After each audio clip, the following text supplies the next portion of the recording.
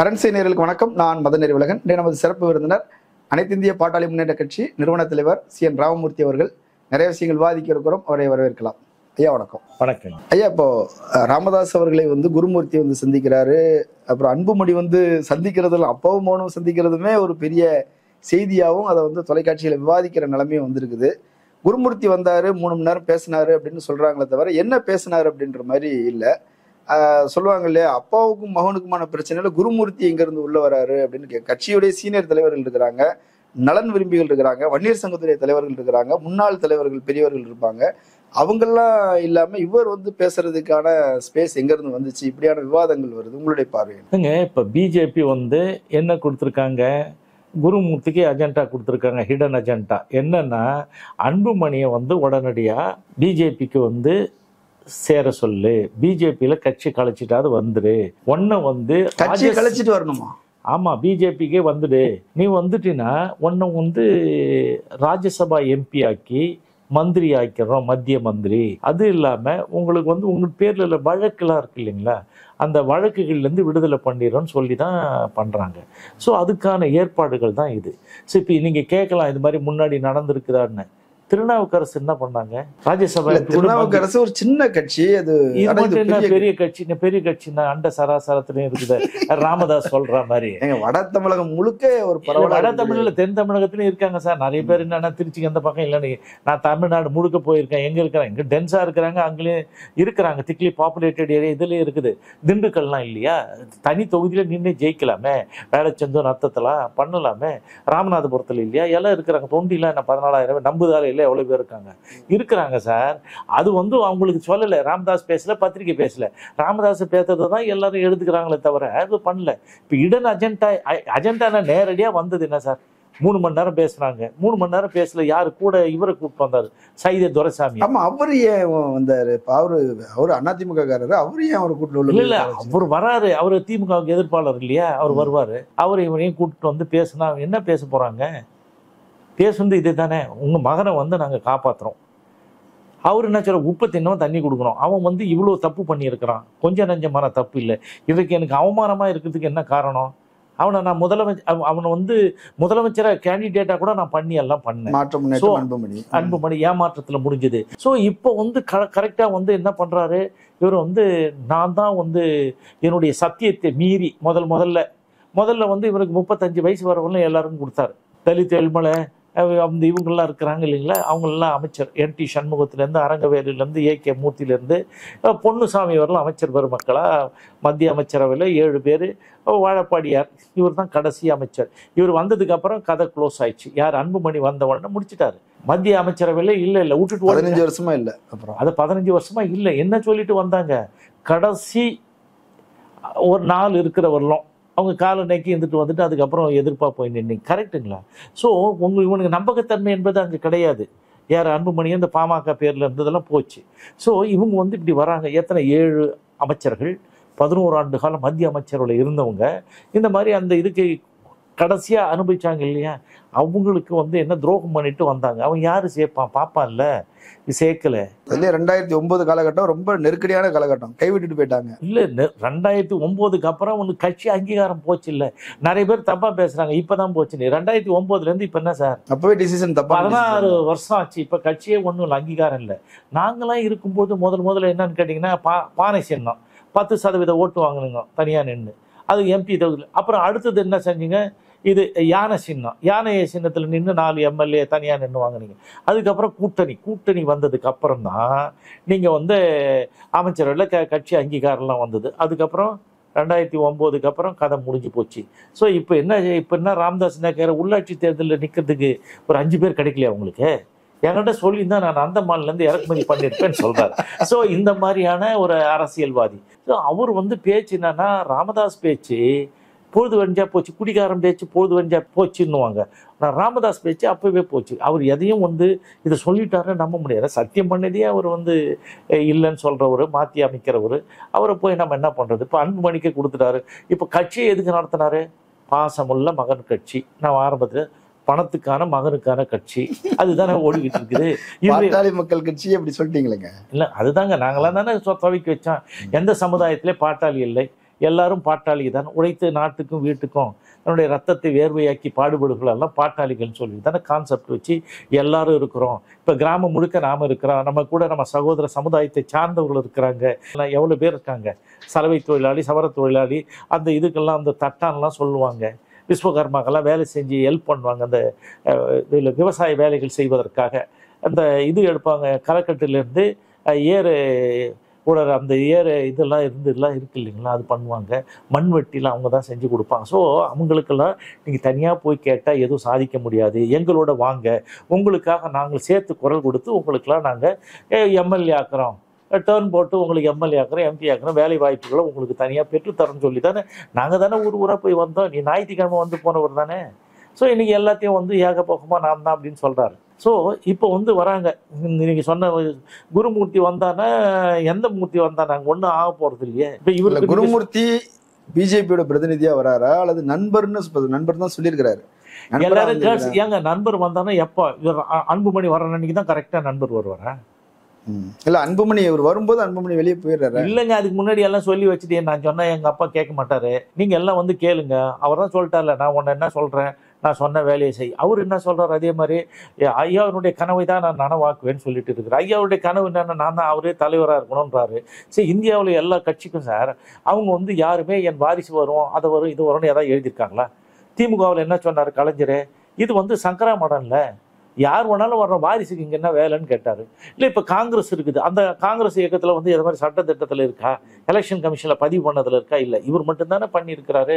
Election கமிஷனில் பதிவு பண்ணும்போது என்ன சொல்கிறாரு, என் வாரிசுகள் வராது அப்படின்னாரு. நான் அதனால தானே இங்கே ஆரம்பத்துலேருந்து கேட்குறேன், அப்போ அன்புமணி யாருப்பா, அவர் வந்து சொல்கிறதுக்கு ஏதாவது ஒன்று கடைப்பிடிச்சிருக்காரா? எல்லா சத்தியம் சொன்னார், முதல் சத்தியம் எதை மீறுறாரு, தன்னுடைய மகனுக்கு வந்து அமைச்சர் பதவி வாங்கி கொடுக்குன்னு தான் மீறுறாரு. நான் ஒரு நாள் முதல்ல என்ன அவருக்கு சுகாதாரத்துறை கொடுக்கலையே, சாதாரண அமைச்சர் தான் கொடுக்குறாங்க. கலைஞர்கிட்ட கூட்டின்னு போகிறாங்க ராஜ்யசபா எம்பி, அடுத்தது உடனே வந்து மந்திரிக்கு வரும்போது அது ராம்விலாஸ் பாஸ்வானுக்கு கொடுத்தது. அது அங்கே போய் ராத்திரிலாம் உட்காந்து நான் கஷ்டப்பட்டு அன்புமணிக்கு வாங்கி கொடுக்குறேன். சரி ஏன்பா இந்த இடஒதுக்கீடுலாம் சொல்கிறேன், இஸ்லாமியர்களுக்கு 3 வாங்கி கொடுத்தேன்னு சொல்கிறேன், அருந்ததியர்களுக்கு 3 வாங்கி கொடுத்தேன்னு சொல்கிறேன், வன்னியனுக்கு ஏன்டா வாங்கி கொடுக்கலன்னு கேட்பானா கேட்க மாட்டானா சார்? நாங்கள் கேட்குறோம், அதுதான் சொல்ல வரோம். நீ வந்து பேசுற அதுக்கு வந்து ஒரு நாள் கழிச்சு உன் பிள்ளைக்குன்னு பண்ணீங்க. இல்லை வன்னியர்களுக்கு எதுவுமே செய்யலைன்ற மாதிரி நீங்கள் சொல்கிறீங்க. இதுவரை என்னங்க செஞ்சிருக்கிறார் வன்னியர்களுக்கு? என்ன செஞ்சிருக்கா சொல்லுங்க? ராமதாஸ் என்ன செஞ்சிருக்கிறாரு?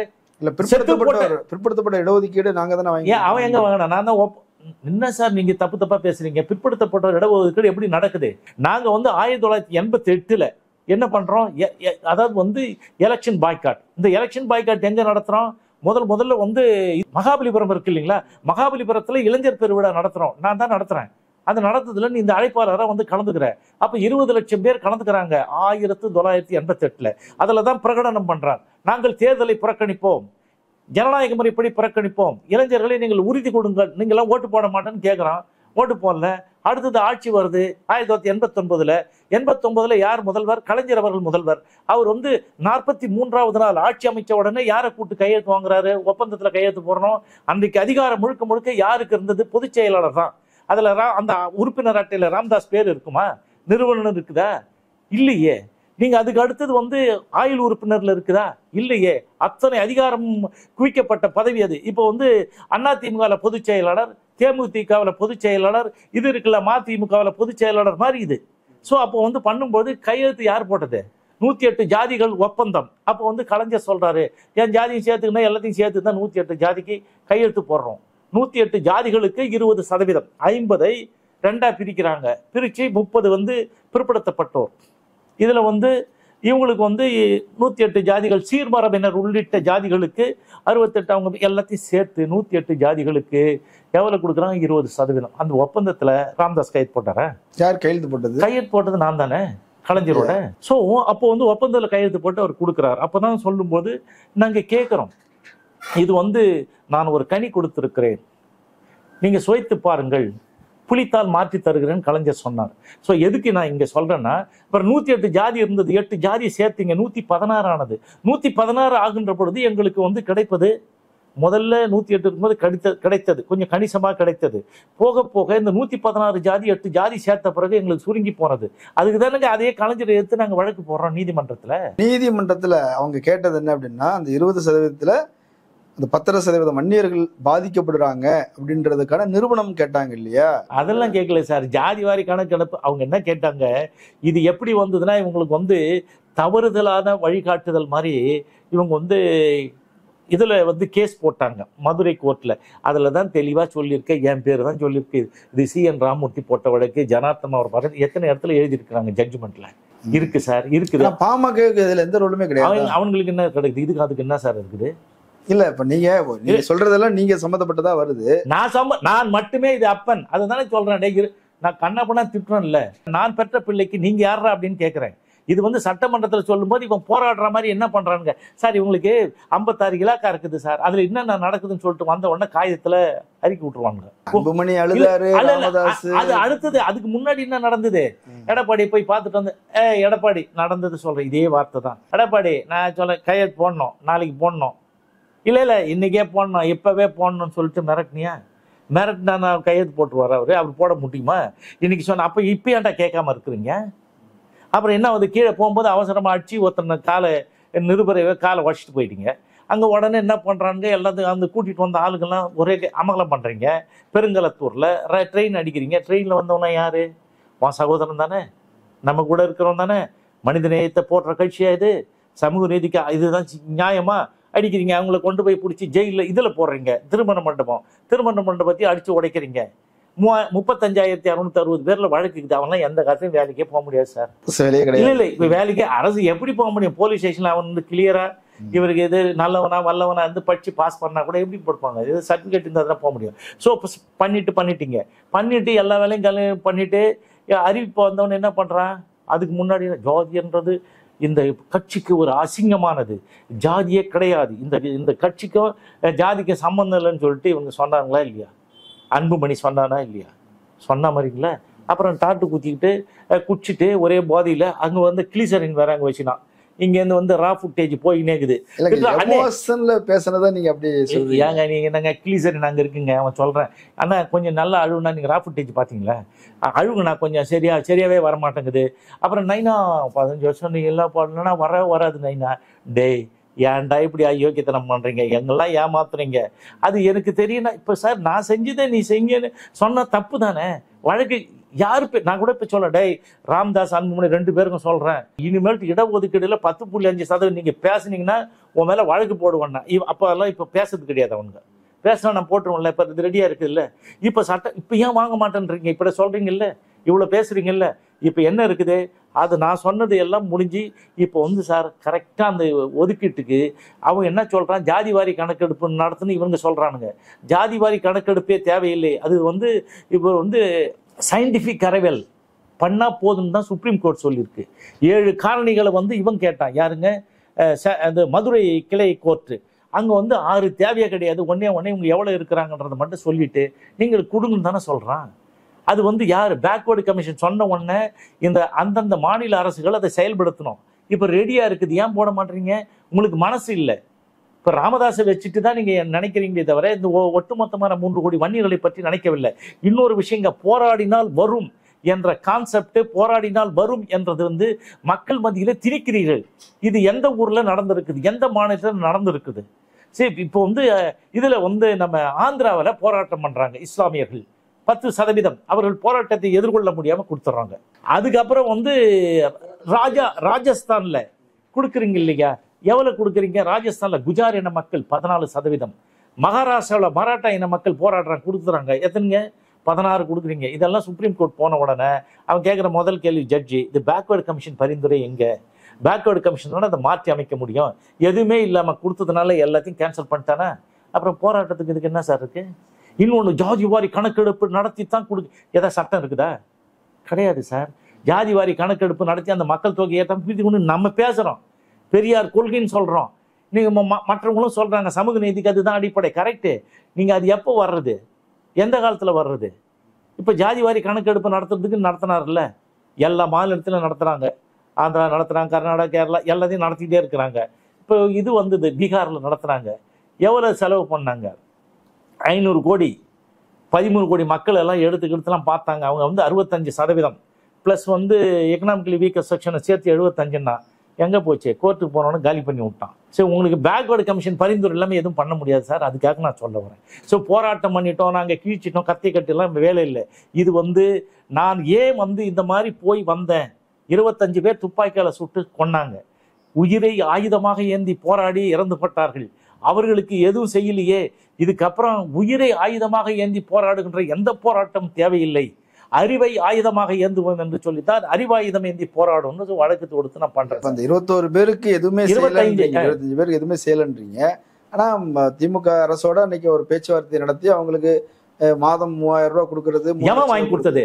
வாங்கி கொடுத்தது நான் யாராவது போய் சந்தித்து இருப்பார்களா? இவனுக்கு எவனாவது போயிருப்பாங்களா? கிடையாதுங்க. போயிருந்தா நானே ஒத்துப்பேன். இவங்க யாருக்கிட்ட பேசியிருப்பாங்களா? ஆனா சொல்றாங்களா, கிளைம் பண்றாங்க. யாரு கிளைம் பண்றது? எவரும் இதுவரையிலும் எப்பயுமே சொன்னதே கிடையாது. நீங்க தான் புதுசா சொல்றீங்க. நீங்க பாருங்க, ஏதாவது தட்டி பாருங்க, ஏதாவது வருதான்னு பாருங்க. ஒண்ணுமே இருக்காது. கலைஞர்கிட்ட போய் தான் நாங்க தானே கேட்கணும். அப்ப அவர் என்ன சொல்றாரு? நான் வந்து போய் கேட்கும் போது அவர் என்ன சொல்றாரு? நாங்க எப்படி 25,000 தான் தர முடியும்ன்றாரு. முரசொலி முதல் பக்கத்திலே எழுதியிருக்கிறாருங்க. அதை பத்தி நான் சொன்னது நன்றி சொல்லிட்டு அதுல போட்டிருக்காரு. எல்லாம் எவிடன்ஸ் இருக்கு. இல்ல அவர் கேட்கிறார் 25,000 தான் தர முடியும். நாங்க எப்படிங்க நீங்க அதிகம்லாம் நாங்க கேட்கறோம், அதிகமா நீங்க கொடுக்குறோங்க அப்படின்னு. அப்புறம் 25,000 தான் நிதி தர முடியும், நான் எப்படி தர முடியும்னு கேட்கிறாரு. அப்பதான் வந்து பிலந்தரபிஸ்ட் மாதிரி துப்பாக்கி இல்லை குண்டடிப்பட்டு செத்தவங்களுக்கு நிறைய பேர் இவங்களுக்கு உதவி பண்ணுங்கன்னு கொடுத்த தன்னார்வ இதெல்லாம் இருக்கிறாங்க இல்லைங்களா, நிதி உதவி பண்ணவங்க, அதெல்லாம் சேர்த்து அதெல்லாம் பிரித்து கொடுங்கன்னு தான் கேட்டோம். அதை பிரித்து தான் அப்புறம் வரும்போது 3 லட்சம் வந்து இது 3 கோடி ரூபாய் சமம் சார். அந்த காலத்தில் வந்து 3 லட்சம் ரூபாய் நிதி கொடுத்தார். அவர் தான் ஒரு இது கொடுத்தார். இந்த மாதிரி போராட்ட வீரர்களுக்கு யார் இவர் சொல்லி கொடுத்தாரா? அவர் என்ன சொன்னார்? சமூக நீதி போர் வீரர்கள்னு எல்லாருக்கும் வந்து ஒரு இது கொடுத்தாரு. அரசு மரியாதையை கொடுத்தார். ஒரு ஆணை அது ஒரு பண்ணி ஒவ்வொருத்தருக்கும் ஒரு பெரிய அங்கீகாரம் கொடுத்தார். இல்லை அவர் செஞ்சார, வேற யார் செஞ்ச? நீ கேட்டியா? இல்லை 5 பேர் குண்டாஸ்ல போனாங்க, நீங்க எதாவது பண்ணீங்களா? நான் தானே அவர் போய் கேட்டேன். வேலூர்ல இருந்து நடைபயணம் வந்து சென்னையில வந்து அப்ப பார்த்து கேட்டு கலைஞர் தானே பண்ணாரு. அவர் பண்ணும்போது நீ எவனையாவது பார்த்துருக்கியா? எந்த ஜெயில இருந்தானாவது உனக்கு தெரியுமா? இல்லை எவன் வீட்டுக்காவது போயிருக்கியா? இப்ப நான் சொல்லணும், நான் போனேன், அதனால நான் சொல்றேன். அருள்மொழி எங்க இருந்தாரு? மதுரை சிறைச்சாலையில் இருந்தாரு. இளங்கோவன் பூத்தா இளங்கோவன் எங்க இருந்தாரு? கோவை சிறைச்சாலையில் இருந்தாரு. வாழைச்செல்வன் எங்க இருந்தார்? திருச்சி சிறைச்சாலையில் இருந்தாரு. அகரபாளையம் ராஜேந்திரன், தாராசிங், இவனுக்கு பேராது தெரியுமா? இவங்களாம் வேலூர்ல இருந்தாங்க. சொல்றீங்க இல்லையா? சொல்றது இல்ல சார், நான் தானே பண்ணி உங்களுக்கு வெளியில தான் செஞ்சீங்கன்னு சொல்றீங்க. உங்க கூட அன்னைக்கு வேலை செஞ்சவங்களும் இருந்திருப்பாங்க இல்லையா? ஆனா அதெல்லாம் தாண்டி அன்புமணிக்கு ஒரு தலைவர் பதவி அல்லது அமைச்சர் பதவி கொடுக்கும்போது கட்சிக்குள்ள எதிர்ப்பே இல்லையே.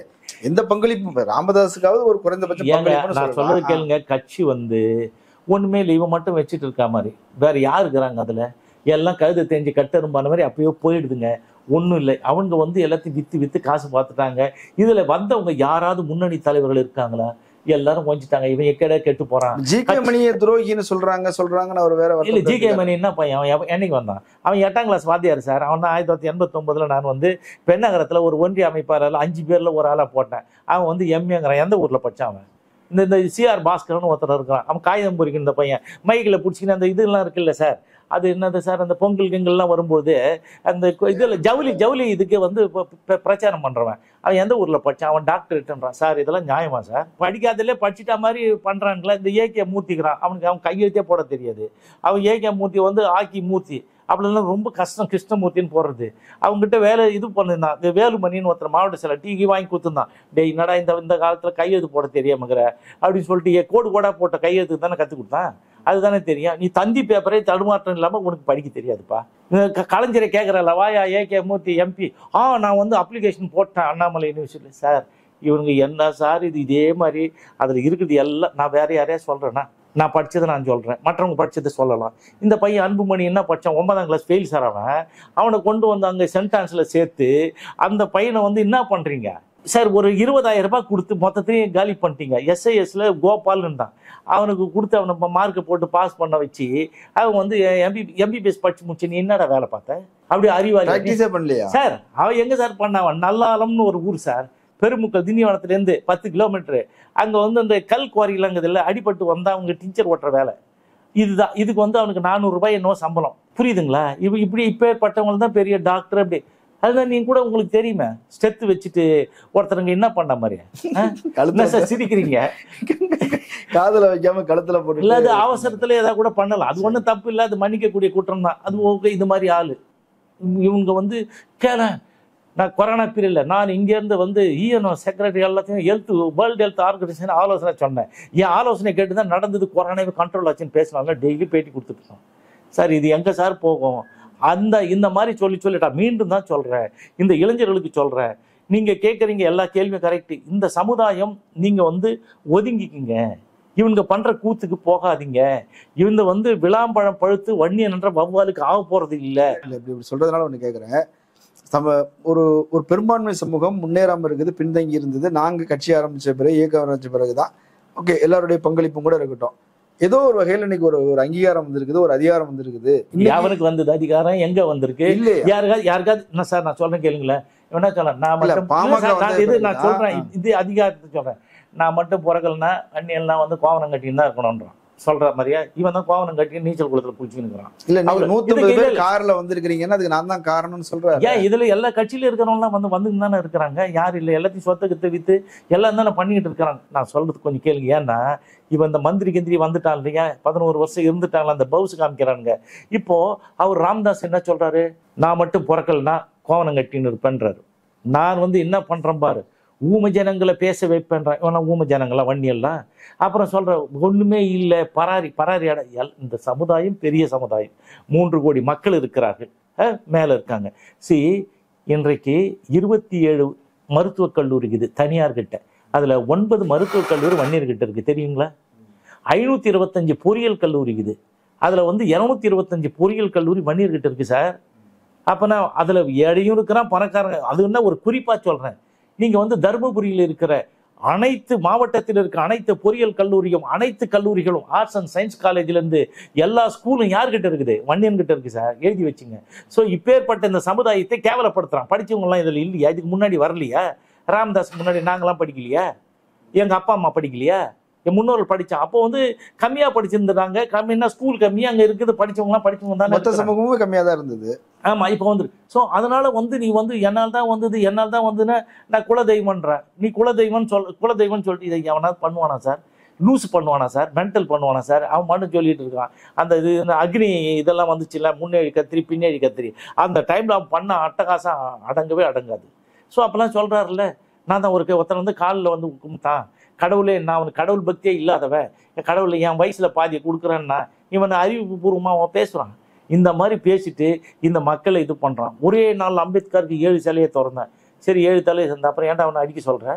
ஏன்டா ஊடு கொளுத்துற? அவங்கள ஏன் தப்பா அப்புறம் இது பண்ற? பாட்டாளின்னா யாரு? நீ யாரு பக்கம்? எதுக்காக கட்சி ஆரம்பிக்கும் போது அந்த கொள்கை என்ன? எங்கெல்லாம் பாதிக்கப்படுகிறார்களோ அவங்க பக்கத்துல இருந்து அவங்களுக்காக குரல் கொடுப்பவன் தான் பாட்டாளி. நீ இந்த ஜாதி அந்த ஜாதியெல்லாம் பார்க்க கூடாது இல்ல? நீ பாக்குறியா? கட்சியினுடைய இது அதுவா?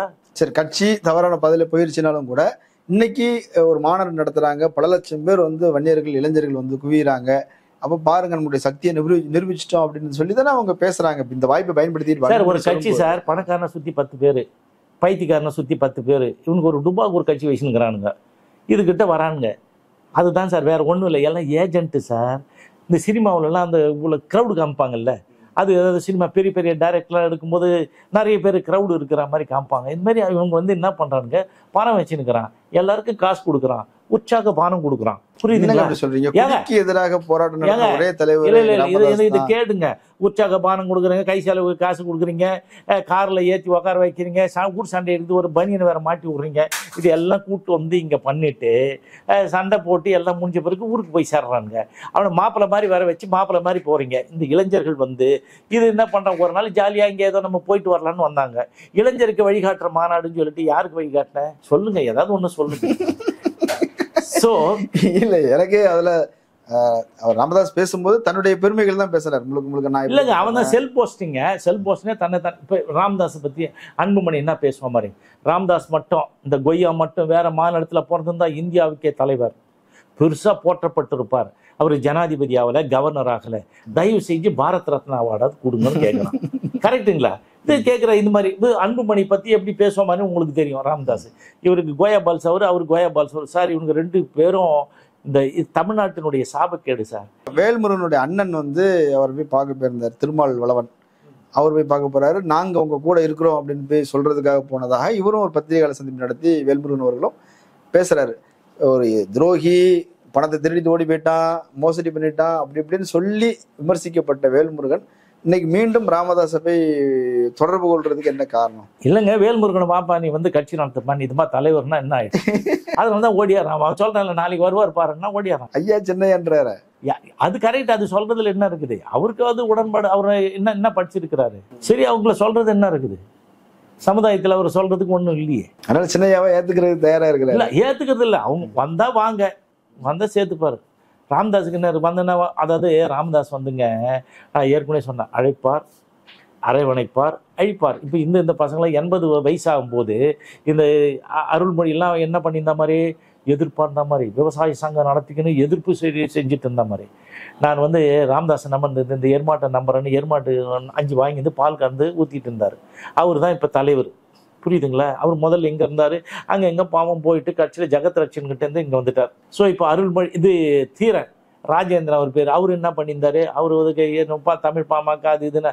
அப்போ ராமதாஸ் நான் இங்கிலீஷ் பாமக நடத்துறேன், துரத்தி அடிச்சார் எல்லாம் இருந்தார். அவன் மருமகன் வச்சு இந்த பசுமை தாயத்தையும் பிடிங்கிறாரு. புரியுதுங்களா? அவங்களெல்லாம் பிடிச்சிட்டு இப்போ வச்சுன்னுக்கிறாரு. இவங்க தான் அவங்களுக்கு வந்து மவுத் பீஸு இப்போ ராமதாஸுக்கு. ஸோ இந்த மாதிரி வந்து அந்திம காலத்தில் இருக்கிறவங்கள அந்திம கால செலவுக்காக இங்கே அண்டலாக இருக்காங்க சார். இவங்களை வச்சு நீ என்ன சார் நீங்கள் பண்ணுவீங்க? சரி, இவ்வளோ பிரச்சனைகள் சொல்றீங்க இல்லையா? ஆனாலும் மக்கள்கிட்ட வந்து வன்னியர் மக்கள்கிட்ட வந்து ஒரு செல்வாக்கு இருக்குதுன்னு செய்யுது. எங்கே இருக்குது? என்ன செல்வாக்கு இருக்குது? கருது தெரிஞ்சு கட்டறிமாச்சு, கட்சியே இல்லை, இரண்டு அந்த அங்கீகாரமே போயிட்டு. இவனுங்க நான் சொன்னேன் சார், ஏஜென்ட்டு சார், பணம் வச்சிருக்கேன், போய் கலை பிடிச்சின்னு அதுவா ரவுடி. நான் தான் சொன்னேன், நம்ம கூலிப்படை வச்சிருக்கிறோம் சார். அவன் ராமதாஸ் வயசாயிருச்சு, 87 வயசு ஆயிருச்சு. அன்புமணி நீட்டை விட்டு கொடுத்துட்டு போக வேண்டியதுதானே, அவர் ஓய்வு எடுக்க வேண்டியதுதானே. அவர் ஏன் இப்படி பண்றாருன்னு பாமகவில் பலர் சொல்றாங்க. அவர் என்ன பாமகவில் பலர் சொல்லு, பாமக கட்சி எந்த நான் தான் நடத்துறேன், அன்னைக்கு போ என் கையை பாரு எப்படி இருக்குது, இப்படியே தூக்கி எம்எல்ஏக்கெல்லாம் கூட இதில் போட்டு வேண்டான்றான் கடல்ல. அப்புறம் வந்து அதுக்கு தானே மவுஸ் காட்டுற மாதிரி நீ. அதான் சார், இப்போ வந்த உடனே அந்த பொதுக்குள்ள பேச்சு சண்டை வருது. அன்புமணி என்ன சொல்றான், ஒரே நாள்ல எல்லாம் கட்சி ஆஃபீஸ்லாம் ரெடி பண்ணிட முடியுமா? அதுக்கான முன்னேற்பாடுகள் செஞ்சிருக்கணும்ல, அதுக்கான செயல்பாடுகள்லாம் செஞ்சிருக்கணும். முகுந்தன் பரசுராமன் வச்சு தானே பிரச்சனை வந்து அதெல்லாம் இப்படி சொல்றது உங்களுக்கு வெளிப்படையா வெளியில வர்றதுக்கு. அதுக்கு முன்னாடி நீ எல்லாம் ரெடி பண்ணிட்டேன். ரெடி பண்ண பிறகு என்ன சொல்றாரு, எல்லாம் கிளம்பு இப்போ இங்கே வானா நான் தான் தலைவர் எல்லாம் சொல்கிறாரு. நீ என்ன சொன்ன, உடனே மைக் எடுத்து உடனே பேசுகிறேன். என்ன ஏன் பேசுகிறேன், என்கிட்ட ஆஃபீஸ் இருக்குது, ஃபோன் நம்பர் எல்லாம் வாங்கன்னு சொல்லிட்டு. அப்போ அது ஒரே நாளில் முடிஞ்சதா? அவன் தனி ஆவர்த்தனம் பண்ணணும்னு முடிச்சிட்டான். எப்படியா இருந்தாலும் நாம தான் பண்ண போகிறோன்னு. இவர் மறைவுக்கு அப்புறம் தான் பண்ணணுமா, இப்பயே பண்ணி தானே பண்ணணும்னு சொல்லிட்டு பண்ணுறாரு. ஆனால் கட்சியை அன்புமணி பின்னாடி தானே நிற்கிது, எல்லாரும் வந்துட்டாங்கல்ல. ஏங்க எல்லா குழுவும் யாருங்க கூட்டினது? 30 குழுவை யார் கூட்டினது? 30 அணியை ராமதாஸ் தான் கூட்டாரு. ஏதாவது கூட்டியிருப்பியா? அன்பழகன் ஒருத்தர் துரோகி, அவர் தான் இதெல்லாம் செய்யறாரு அப்படின்னு. அன்பழகன் துரோகி ஏங்க? அவர் என்ன சொல்றாரு? அன்பழகன் பேட்டி பாத்தீங்கல்ல. அன்பழகன் வந்து யாருக்கு? அன்பழகன் வந்து ஆதி காலத்துல இருந்து இருந்தவரு. அவர் வந்து டி புதுப்பாக்குன்ற ஊர் சார். அவர் வந்து எங்கன்னு கேட்டீங்கன்னா, நம்ம இது விழுப்புரம் தாண்டி அது அரசூர்னு ஒரு ஊர், அது பக்கத்துல திருவண்ணைநல்லூரோட சேர்மனா இருந்தவர் அந்த ஒன்றியத்துக்கு. 2001 2005 அவரை தான் வந்து துரோகின்றார். அவர் வந்து வேலை செஞ்சார், போனார். அது இல்லாமல் சில மாவட்ட இதில் தேர்தல் நடத்தும் போது அந்த பாலுகிறான்ல இவர், அந்த பெயில் பாலு, அந்த பெயில் எடுக்கிறதுக்கு வந்தான். அவன் வந்து இவனுக்காக வந்தவன் தானே. யார் சார்? அவன் வந்து தேமுதிக ஆள் சார். அவர் வந்து இந்த காடு வெட்டி குருவெல்லாம் இது பண்ணி உள்ளெல்லாம் போனாங்கல்ல 2001. அப்போ வந்து அதை அவர் பெயில் எடுக்க வந்தால் தான் அது அப்படியே வந்து இதில் வந்துட்டார். ஓகே, அவருக்கு வந்து இவர் சரியாக வேலை செய்யலாம், அவனை பிடிச்சி நீக்கி கலாடா பண்ணி விட்டாங்க. ஸோ அந்த பையன் தான் இப்போ ராமதாஸ் கூட இருக்கிறான். ராமதாஸுக்கு வந்து அந்த அறிக்கையெல்லாம் தயார் பண்ணுறது போகிறத வரத கொஞ்சம் பெருசு பண்ணி அவர்கிட்ட பிரிண்ட் அவுட் எடுத்து கொடுக்கணும். அதை வந்து 2 மணி நேரத்துக்கு முன்னாடி எக்ஸ்பிளைன் பண்ணணும். ஏன்னா யாருக்கு? ராமதாஸுக்கு. அதெல்லாம் பண்ணிட்டு தான் பத்திரிகையாளர் சந்திப்பு வர இதெல்லாம் நடக்குது. நான் தான் சொன்னேன், அவரை வந்து நீ போய்ட்டு திட்டுன்னு திட்டுற.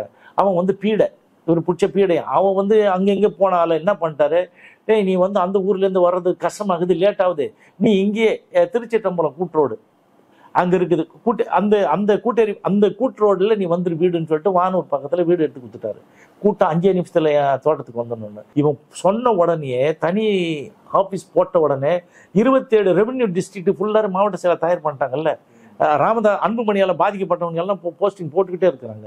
இவங்க ஒரு போஸ்டிங், இவர் யாரெல்லாம் நீங்க அதெல்லாம் செல்லாதுன்னு சொல்றாங்க. யாரு? இப்போ அன்புமணி போடுறதுதான் உறுதி, இது ஒரு ராமதாஸ் போடுறது எதுவுமே செல்லாது. பயில அப்படி அவருக்கு தான் பவர் இருக்குதுன்னு சொல்றாங்க. யாருக்கு?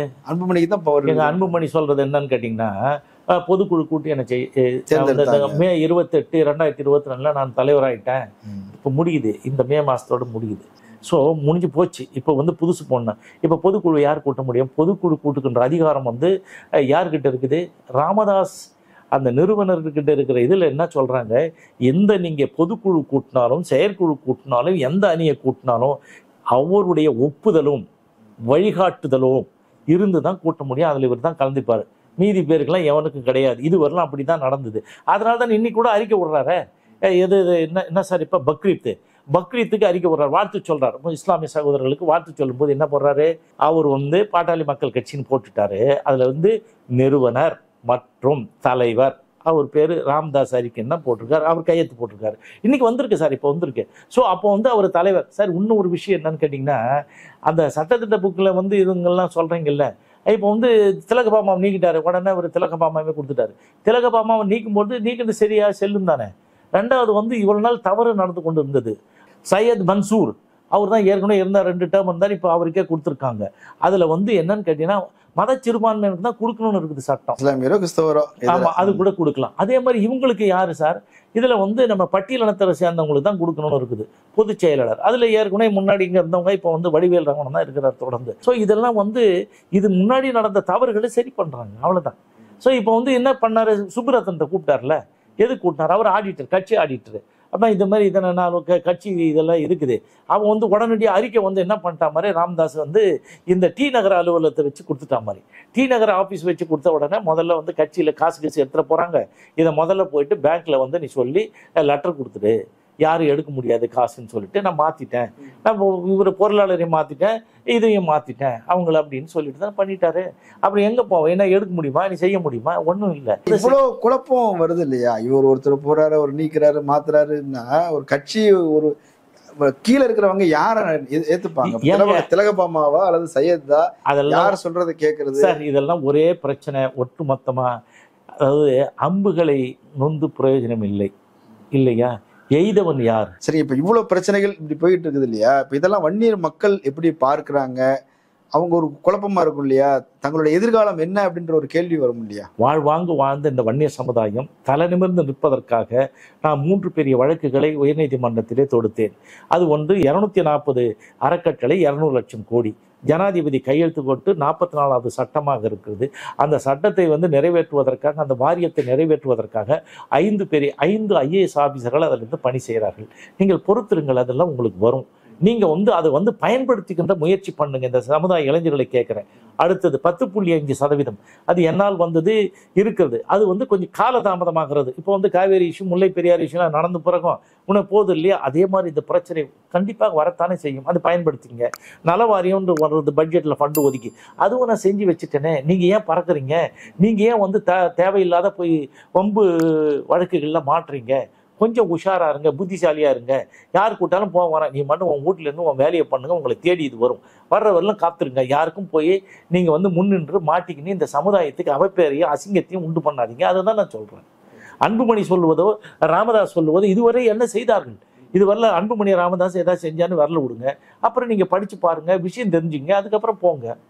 நீங்க எங்கே போனாலும் சரி, எதுக்கும் போக வேணாம், நீ இருப்பா வீட்டுல 1 வருஷத்துக்கு இருங்க. இவனுங்க கொதிக்கிறானுங்கல்ல, இதெல்லாம் அடங்கி போயிடும். சரி, இவங்க எதையுமே செய்யாமலே செஞ்ச மாதிரி சொல்றாங்க. இப்ப கட்சி என்ன சொன்னா, அதுவும் கட்டெரும்பாச்சு. ஒன்றும் இல்லை. அங்க என்ன இருக்குது? எங்கேயாவது இருக்குதா? கட்சி இருக்குதா? நீங்க சொல்லுங்க. உங்களுக்கே ஒண்ணு தெரியும். நானும் சில இடங்களுக்கு எல்லாம் போயிருந்தேன்.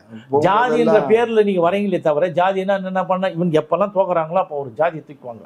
வன்னியர் அப்படின்னு. வன்னியர்ன்றது ஜாதி என்பது அழகான சொல். சரி, இவ்வளெல்லாம் பேசுற அன்புமணி என்ன பண்ண, அவனுடைய தேர்தலில் போட்டியிடும் போது ஜாதி என்ற இடத்துல கோடு அடிச்சிட்டான்ல.